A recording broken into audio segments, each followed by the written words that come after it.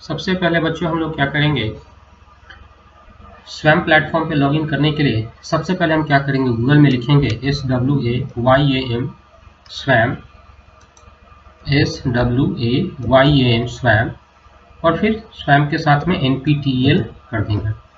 स्वयं NPTEL करने के बाद में माय स्टूडेंट हमारे पास क्या होगा कि स्वयं का हमारा जो है प्लेटफॉर्म खुलेगा, जिसको हम लोग swayam.gov.in कहते हैं। आप डायरेक्ट जो है URL में swayam.gov.in भी जो है करके जो है उसको ओपन कर सकते हैं।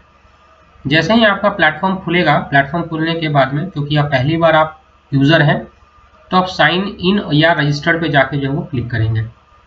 साइन इन और रजिस्टर्ड पे क्लिक करने के बाद में फिर उसके बाद में आपका एक पोर्टल खुलेगा, जहाँ पे आपको क्या कहेगा, लॉगिन करने के लिए। देखिए, लॉगिन करने के लिए हमारे पास में 3 माध्यम है, एक माइक्रोसॉफ्ट अकाउंट का, गूगल का और फेसबुक का। आप बेहतर करें कि गूगल का जो है इस्तेमाल करें।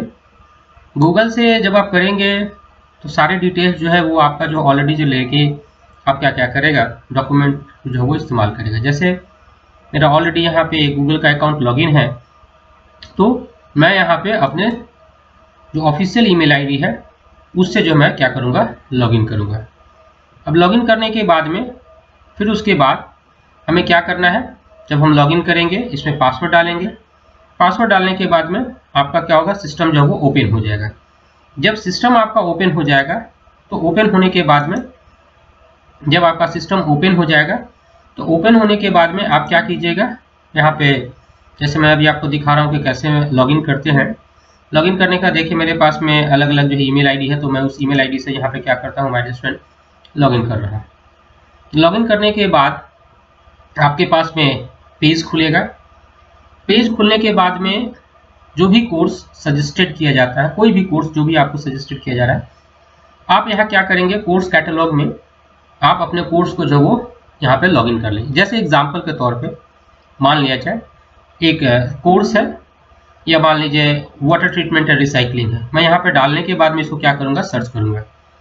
जब ये कोर्स कैटलॉग में जब ये सर्च होना स्टार्ट हो जाएगा, तो अगर ये कोर्स अगर अवेलेबल होगा कोई भी कोऑर्डिनेटर्स के द्वारा, NPTEL हो गया, क्योंकि हमारे पास क्या है हमारे स्टूडेंट, नाना प्रकार के हमारे पास में कोऑर्डिनेटर्स हैं। जैसे कोऑर्डिनेटर्स के तौर पे आप यहाँ देख सकते हो, AICT है, CEC है, IGNOU है, IIMB है, NCERT है, national institute of open schooling है, NITTR है, NPTEL UGC है। ये सारे जो हमारे क्या है, नेशनल कोऑर्डिनेटर्स हैं, इन्हीं के द्वारा ये सारा जो कोर्स जो वो रन किया जाता है। अब जैसे मैं NPTEL के कोई कोर्स का एक एग्जाम्पल ले लेता हूँ। इस कोर्स में सपोज कीजिए कोई भी कोर्स अगर मैं ले लेता हूँ, लॉ का ही एग्जाम्पल ले लूँ, तो अगर लेट अज्यूम कर लो लॉ के अनुसार से अगर हम ह्यूमन राइट्स की बात कर लेते हैं या साइबर सिक्योरिटी की बात कर लेते हैं, कोई भी कोर्स यहाँ पे आपका ओपन होगा। ओपन होने के बाद में अगर कोई भी कोर्स रन होता है, तो उस कोर्स का क्या होगा, यहाँ पे नाम जो है वो आपका डिस्प्ले हो जाएगा।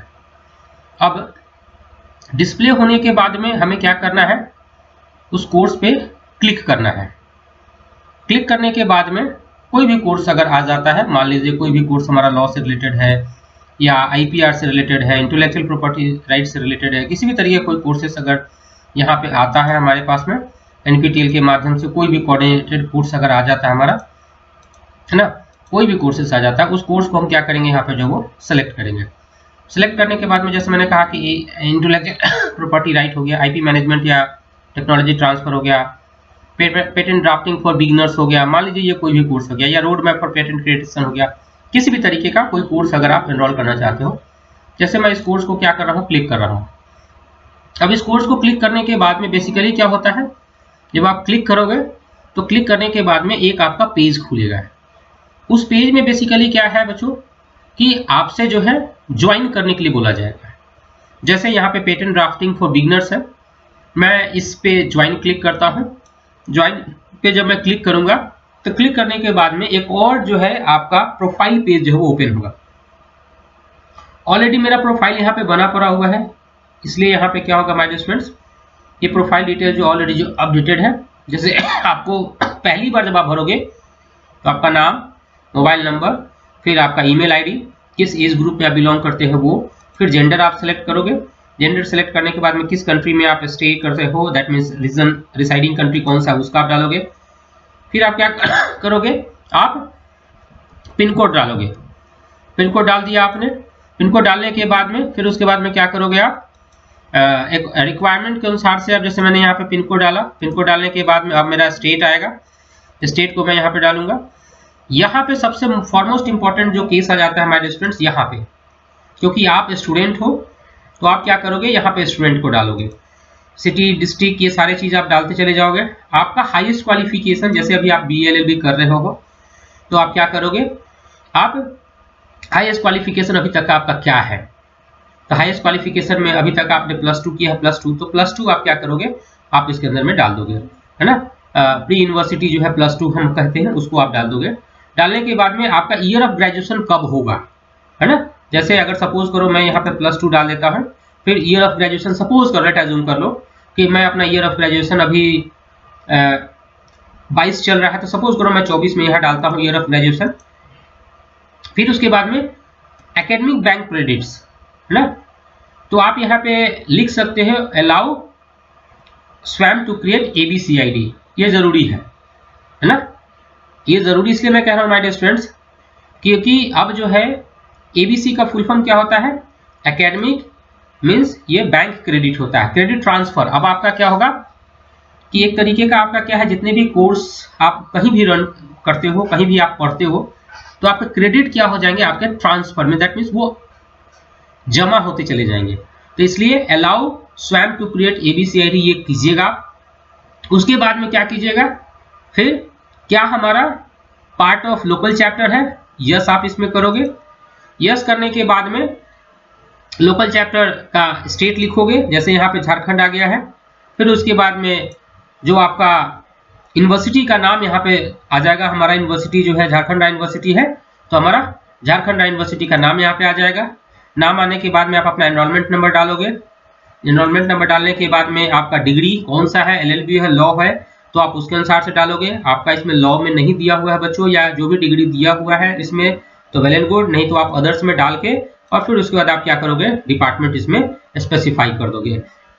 जैसे अदर्स में डाल के LLB आपने कर दिया। स्टडी ईयर आपका कौन सा है, आप फर्स्ट ईयर में हो, सेकेंड ईयर में हो, जैसे सपोज करो मैं अभी फर्स्ट ईयर में डाल देता हूँ, लेट अज्यूम कर लो फर्स्ट ईयर में या सेकेंड ईयर में मैंने क्या किया, यहाँ पे जो वो इसको डाल दिया, फर्स्ट ईयर में डाल दिया।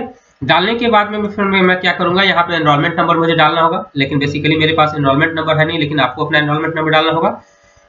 यहाँ ये चेक बॉक्स को जो है वो क्या करना होगा, आपको चेक करना होगा, और चेक करने के बाद में आपको क्या करना होगा, अपडेट प्रोफाइल और ज्वाइन कोर्सेज में आपको जाके जाना पड़ेगा। जाने के बाद में आपका ये पेज जो है वो रजिस्टर्ड हो जाता है। अब रजिस्टर्ड हो जाने के बाद में आप क्या करोगे, फिर चेक करोगे जिस कोर्स में आपने रजिस्टर्ड किया है क्या वो कोर्स रिफ्लेक्ट कर रहा है कि नहीं कर रहा है। तो उसके लिए आप जाओगे माई कोर्सेज में। माई कोर्सेज में जाने के बाद में आपके पास में क्या होगा, नाना प्रकार के यहाँ पे कोर्सेज का नाम जो है, जो भी आपने रजिस्ट्रेशन किया है वो कोर्सेज का नाम यहाँ पे रिफ्लेक्ट होना स्टार्ट हो जाएगा। और रिफ्लेक्ट होने के बाद में आप क्या करोगे, गो टू कोर्सेज में जाओगे। गो टू कोर्सेज में जाने के बाद में माय डियर स्टूडेंट्स क्या होगा, आपके अलग अलग टैब्स जो है वहां पे जो वो बनकर आएंगे। अब टैब्स जो बनकर आएंगे वो क्या होगा, आपके लिए इंफॉर्मेटिव टैब्स होगा, है ना। जैसे अनाउंसमेंट हो गया, अबाउट द कोर्स हो गया, ask a question, progress, mentor, review, assignment, ये सारे टैब्स जो है वो आपके बनकर आएंगे।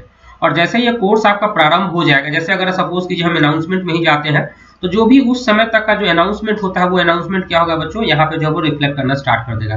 फिर अबाउट द कोर्स में जाएंगे तो कोर्स के बारे में आपका रिफ्लेक्शन करेगा कि आपका समरी, ये सारा चीज जो है जब ज्वाइन के पहले दौरान में ही ये सारा कोर्सेज जो है आपका क्या होगा माय डियर स्टूडेंट्स, वो रिफ्लेक्ट करना स्टार्ट कर देगा। तो इस तरीके से आप क्या करोगे बच्चों, अपने कोर्स का रजिस्ट्रेशन करोगे। एक चीज का सदैव ध्यान रखना, मैं इसमें आपको बहुत सावधानी पूर्वक बोलूंगा कि जब भी आप क्या करते हो बच्चों की कोर्स का रजिस्ट्रेशन करते हो, तो कोर्स का रजिस्ट्रेशन ऐसे नंबर से करना या ऐसे आप ईमेल आईडी का इस्तेमाल करना जो थ्रू आउट द कोर्स वो आपका एक सिंगल ईमेल आईडी हो। मल्टीपल ईमेल आईडी से आप मत करना, सिंगल ईमेल आईडी यूज करना थ्रू आउट द कोर्स के दौरान में।